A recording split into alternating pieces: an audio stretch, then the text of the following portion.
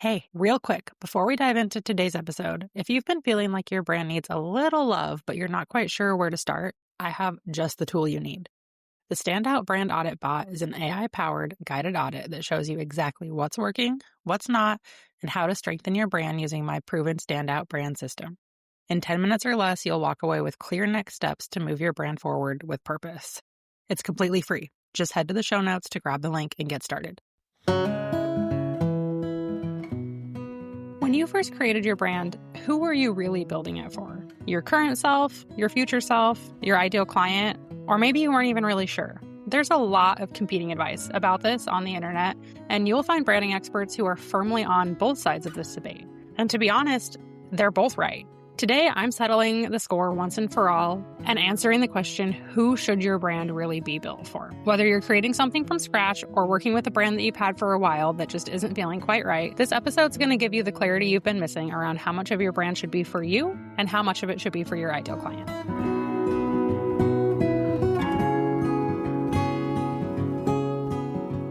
Welcome to the Six Figure Brand Podcast, where each week we're pulling back the curtain on what it really takes to build a six-figure business as an online service provider.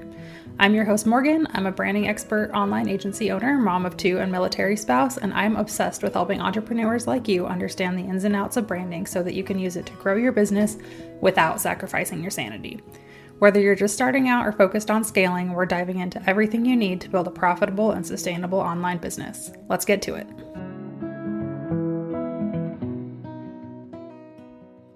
So there are really two camps when it comes to answering this question of should your brand be built around you or should it be built around your ideal client?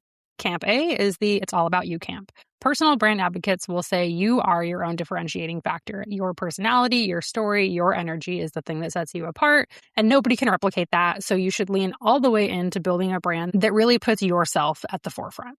Camp B is the opposite. Experts who fall into the opposite camp will say that your ideal client is who your brand should be built around. That since a brand exists to attract and convert ideal clients, every color, word, and message should be chosen based on what's going to resonate with them and not necessarily what your personal preferences are. I know very smart, highly talented branding designers and experts who fall into both sides of this debate. And to be honest with you, I think they're both right in a lot of ways, and they're both wrong in some ways. And to me, the true answer lays somewhere in the middle. So let's talk about what happens when you go too far in either direction. When you build a true personal brand that is 100% about you, and I want to add the asterisk here that if you are, for example, an influencer, then yes, that's what your brand should be because that is why people are following you. My clients and my audience is not influencers. They are typically done-for-you service providers. So I just want to make that distinction here that we're not talking about a personal brand for like a celebrity or an influencer or something like that. We're talking about branding for small business. When you build a brand that is 100% centered around you, it can get a little hard for your audience to connect to because it feels too much about you and not enough about them. So you might attract people who really like you, but are not necessarily ideal clients who are ready to invest in your service. So then you end up with a brand that is beautiful and it feels really authentic and you love, but maybe doesn't clearly communicate what you do or who you help or what the transformation you offer is. So while you love your brand, you will find yourself in a position where you've spent all this money on your rebrand and you think, oh my gosh, it looks so amazing. I love it. Where are all the clients? And the issue is that you built your brand to be too focused on you and not focused enough on them. Now, on the flip side, when your brand is 100% focused on your ideal client, it can feel a little foreign or inauthentic to you when you're trying to actually use it.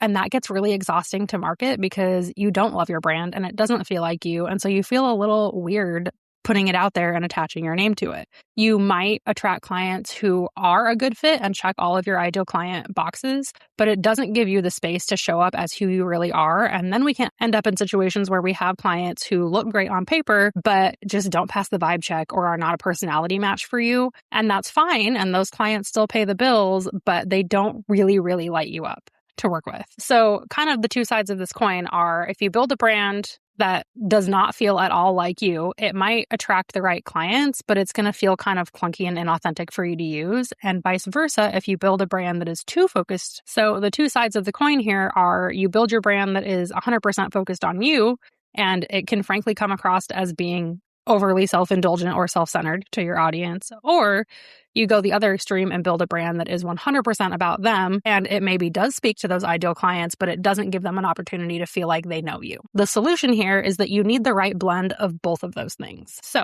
imagine a Venn diagram. You have a circle on the left, a circle on the right. The circle on the left is the first option we talked about, building a brand that is truly a personal brand, all about your personality, your likes, your preferences, your vibe.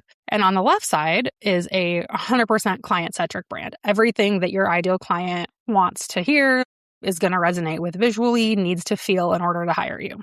And then we have that overlap section in the middle. That is the sweet spot when it comes to building a brand that does feel like you and feels authentic and that you love and you want to use and is going to attract those perfect fit ideal clients. So some questions that we ask from the branding that feels authentic to you side, or the left side of our Venn diagram here, are: what aesthetic and colors and fonts feel authentic to your personality? What are your non-negotiables when it comes to brand values and voice and messaging? What do you want to talk about and be known for? These are the things that make your brand sustainable and something you enjoy that you will actually show up to promote. On the right side, the client-centric side, we ask questions like, what does your ideal client need to feel in order to trust you? What language do they use when describing their problem? What do they need to see in your brand in order to feel like you're the right fit? This is the part that makes your brand actually effective, makes it convert. And then in the overlap is where we're weaving those two sides together. So this is where your unique personality is able to meet their unique needs. You share your personal story, and that becomes their reason to choose you over a competitor.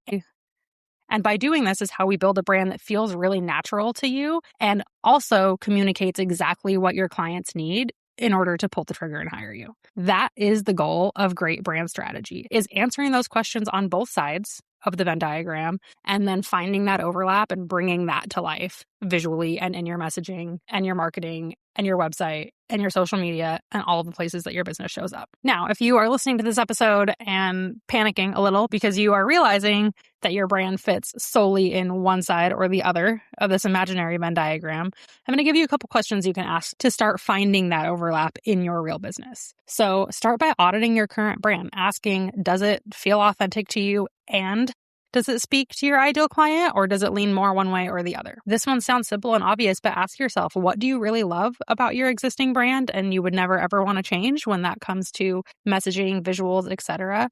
And what stuff feels a little misaligned or feels like maybe it's speaking to an outdated ideal client? Do market research. Oh my gosh, I cannot overstate this enough. Talk to your ideal clients. Read the feedback they give you, listen to how they describe their struggles, ask them about their perceptions of your brand, and then look for the natural overlap in these things. So what parts of your brand do you love that your ideal clients are also saying they love or really resonates with them? And what parts do you maybe not love or feel like you've outgrown? And see if maybe your ideal clients are also calling out those things as feeling like a little bit of a mismatch. And that can give you a really good starting point for maybe where you need to make some updates. It can feel hard to strike this balance perfectly. And I think that the appropriate mix of each of these two strategies is a little bit different for every business.